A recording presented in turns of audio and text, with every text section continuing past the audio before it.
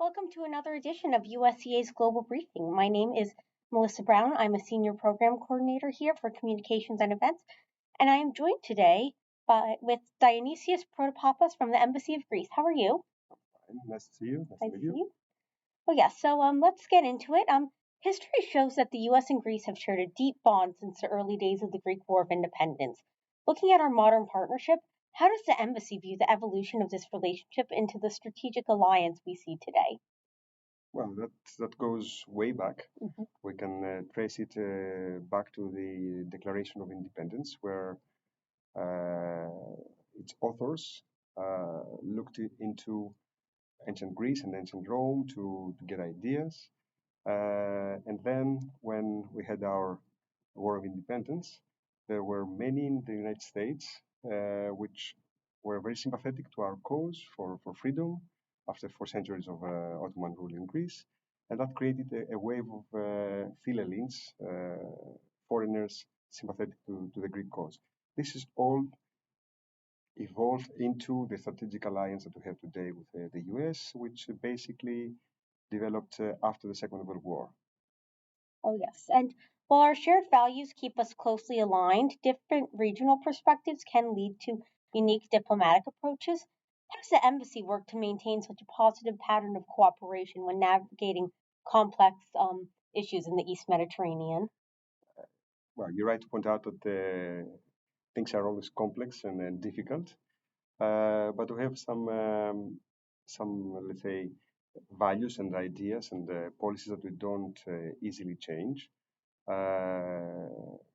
For example, we are strong allies with not just the US, but also with Israel. So together we have established what is called the 3+1, which means the US plus Greece, Israel, and Cyprus. This is a scheme through which many initiatives take shape in defense, in energy, in trade, and so on. At the same time, Greece has traditionally has excellent relations with the Gulf countries. So we started what we call tripartite cooperations with it could be Greece and Saudi Arabia, or the United Arab Emirates and Cyprus, and that started way back, even before the Abraham Accords. So in a way, if you take those two together, we were even more advanced than the Abraham Accords in what we do in the area. Oh, yes, great. And as we look at a more fragmented international landscape in 2026, in what ways is the model of evolving alliances mirrored in the US Greece relationship to address new global shifts while keeping the Atlantic partnership strong? Well, to start with, Greece is a huge supporter of the transatlantic alliance, and we remain loyal to that. We remain a steadfast ally of the US, and we're not planning to change that. But on the other hand, things evolve, things change, nothing stays the same, and we're trying to adapt around it. Um, in terms of defense spending, Greece has always been a big spender, meaning that we never invested less than 3.5% of our GDP to defense. For other countries, that's a dream. For us, that's always been reality because, let's face it, Greece neighbors are difficult. We face Turkey to the east and Libya to the south, and then you put into the picture the Middle East, and you've got an idea. So we've been evolving, adapting our policy, but certain parts of it remain the same. Oh, yes. And Greece is making significant strides in energy independence and regional connectivity. Are there any opportunities for the US and Greece to collaborate on next generation energy technologies such as nuclear safety standards or small modular reactors? Yes, there are plenty. Greece currently doesn't employ nuclear energy because of the limitation of the technology in the past. 40 years ago, there was a huge nuclear accident in Ukraine. Our neighboring Bulgaria has Soviet technology, Soviet nuclear reactors, and this never worked very well in Greece, that idea. And also Greece has a lot of earthquakes. So if you put those two together, the public was traditionally against nuclear energy. But now, with the new strides in nuclear technology, we have opted for let's say a time of reevaluating our options. Our Prime Minister just a few days ago publicly stated that we need to re-examine how nuclear energy can be part of an energy mix, and especially the SMRs and the opportunities that there are for nuclear energy in terms of ship propulsion are very interesting for us. So we are really reconsidering our position. And just today, I had a video conference with a nuclear related company to see how we can apply that technology in Greece. Absolutely. And with changes in federal stances on global climate agreements as of January of this year, how are our two nations finding ways to keep working together on climate goals at the state, industrial, or local level? Well, it seems that we can perfectly work together, even though our final goals are not totally the same. We remain behind our goal of decoupling, total decoupling from fossil fuels, but not that won't happen tomorrow. So we are heavily investing in renewables, and already our more than half of our daily electricity usage comes from renewables. There are days where 100% of our electricity comes from renewables, but as you very well know, renewable energy is not as reliable as, let's say, other traditional forms of energy, including nuclear energy. So we are heavily cooperating with the US in terms of LNG. We used to import a lot of Soviet LNG, then it was Russian.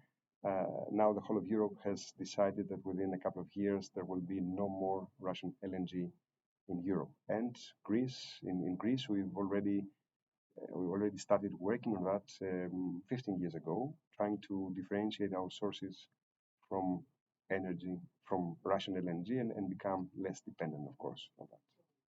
Oh, yes. And as like speaking of energy sources, as Greece balances its traditional roles with new renewable targets, what lessons can the US and Greece share about finding the right energy mix to support decarbonization while keeping the grid stable?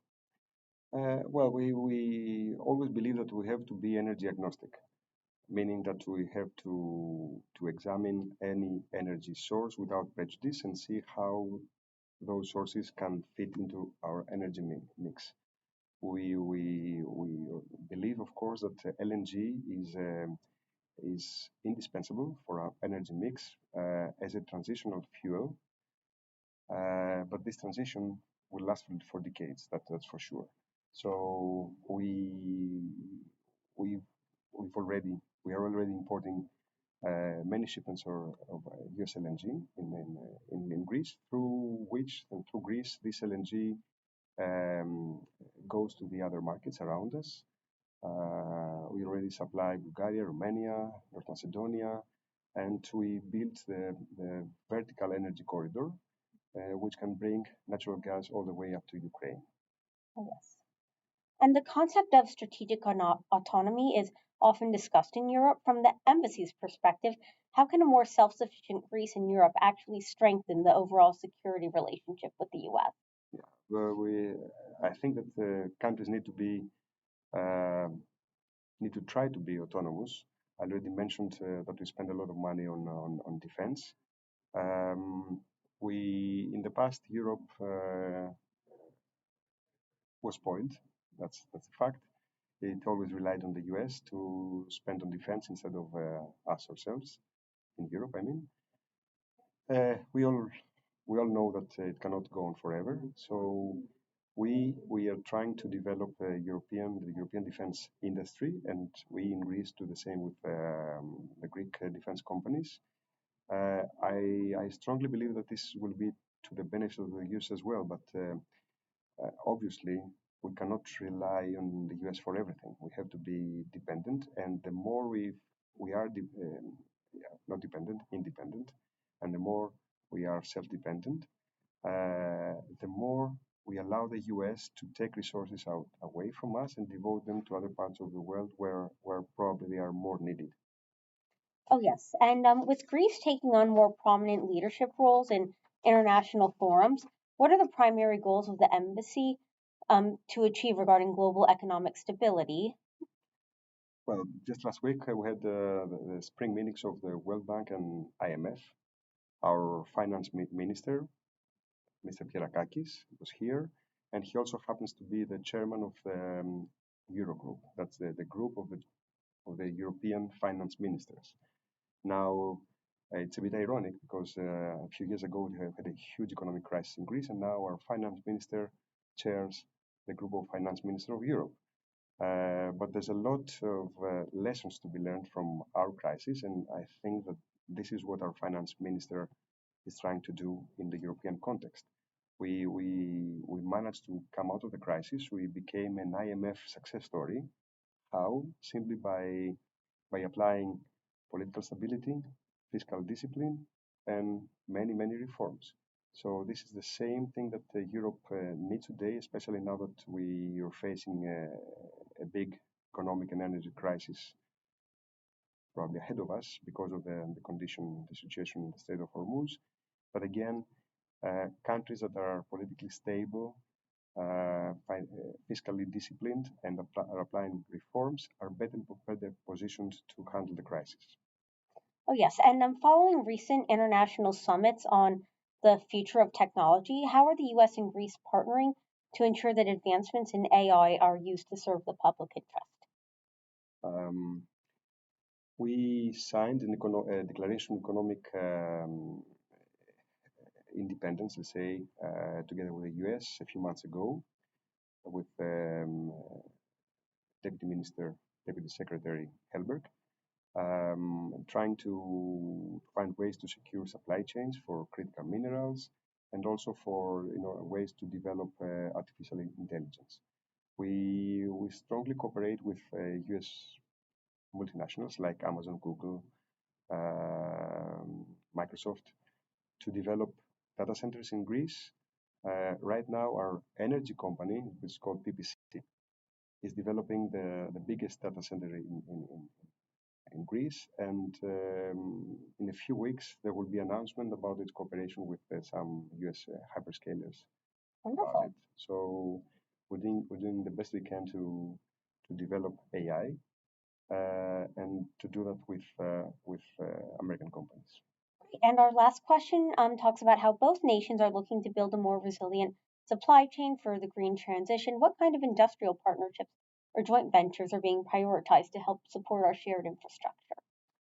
Well, there are plenty there, plenty of cooperations on it. Just last week, ExxonMobil signed an agreement for the drilling rights to start drilling in the northwestern part of Greece, where, let's say, where Greece meets Italy. So this is going to be the first drilling operation in Greece after 40 years. And Chevron is in advanced negotiations to start doing the same in the south of Greece, let's say south of Crete, all the way to the middle line between Greece and Libya. So we've, and this started a few years ago. It didn't start months ago. So we have very good partnerships with major US energy companies trying to do that. I mentioned how our PPC, the energy company, is developing a data center. Um, Energy security, security is energy. That's the motto of the day. We strongly believe in that, and we're also careful to not use, let's say, equipment from non-aligned countries in our ventures in Greece.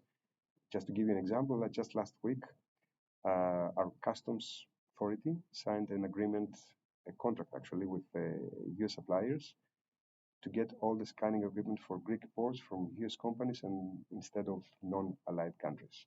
So we're very pragmatic, and we developing this business cooperation with the US in the best way we can. Wonderful. Well, thank you so much for taking the time to speak with me today, and thank you to our listeners for joining us. If you want to learn more about USEA, you can go to usea.org. Thank you.